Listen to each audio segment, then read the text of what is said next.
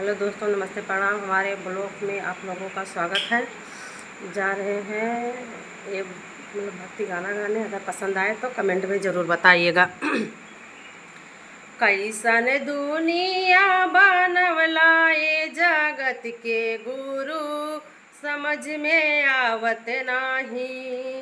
कैसन दुनिया बनवला ये जगत के गुरु, समझ में आवत नाही। केहू के देहला महल दुमहला, केहू के जगत अटारी। केहू के दिहला महल दुमहला, केहू के जगत अटारी।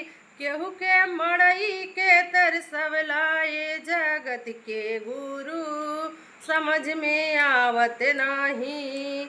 कैसन दुनिया बनवला ये जगत के गुरु, समझ में आवत नाही।